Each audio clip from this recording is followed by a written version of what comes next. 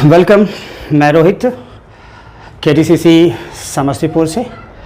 आप सभी class 10th के स्टूडेंट्स के लिए TMH का सॉल्यूशन जो फिज़िक्स के न्यूमेरिकल के लिए बहुत ही अच्छी बुक मानी जाती है, उस न्यूमेरिकल बुक का सॉल्यूशन धीरे धीरे मैं बताऊंगा। उसी बुक से एक छोटा सा क्वेश्चन मैंने लिया है।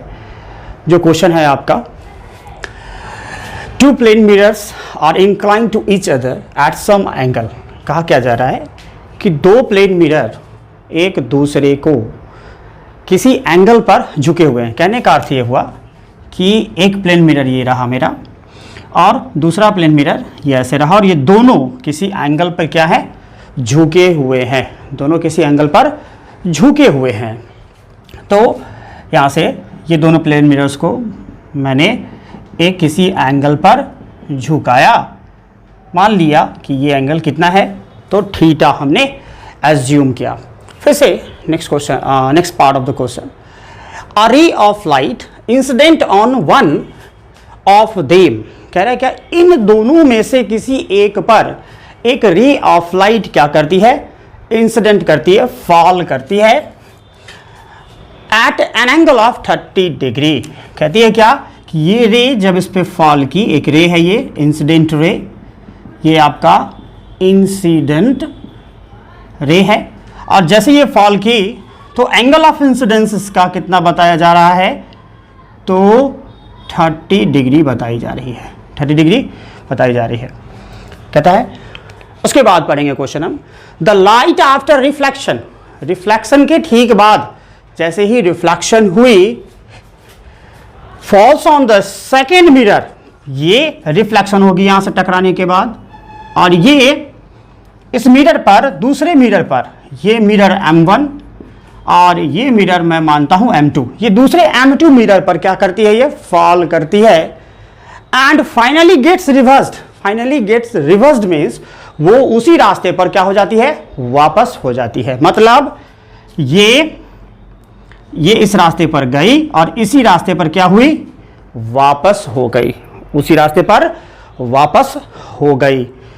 तो जब ऐसा सिचुएशन होता है तो हम लोगों ने ध्यान रखना है हम लोगों को कि ऐसा सिचुएशन जब जिस पाथ पर, जो पाथ ऑफ इंसिडेंट हो वही पाथ ऑफ रिवर्सन हो, मतलब रिफ्लेक्शन हो, उसी पाथ पर रिवर्स कर रही हो, तो रे डेफिनेटली उस मिरर के साथ कितना डिग्री एंगल बनाती है, 90 डिग्री का एंगल बनाती है। दैट मीन्स वो नॉर्मल की तरह बिहेव कर जाती है।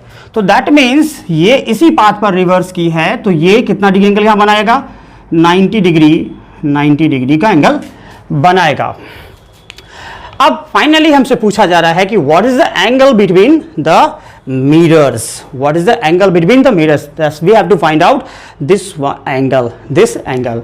तो from law of reflection we know that the angle of incidence equal to angle of reflection. Here angle of incidence is 30 degree, 30 degree है, तो angle of reflection भी कितना होगा, 30 डिग्री ही होगा। तो ये मेरा कितना आया, एंगल ऑफ रिफ्लेक्शन 30 डिग्री।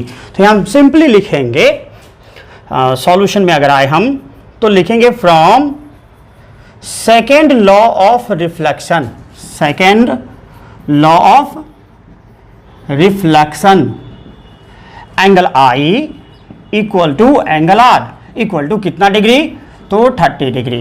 कितना आएगा, 30 डिग्री।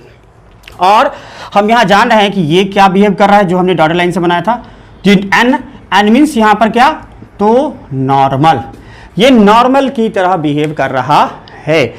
तो हम जानते हैं एक नॉर्मल, अगर उस पिक्चर को मैं थोड़ा सा अलग करूं तो ये देखिए यहां पर ऐसे आके ये नॉर्मल है, ये M1 मिरर है, तो ये कितना डिग्री का एंगल बनाएगा, 90 डिग्री का एंगल बनाएगा, जिसमें ये लाइन आकर बता रही है ये कितना डिग्री का एंगल बना रही है, 30 डिग्री का एंगल बना रही है।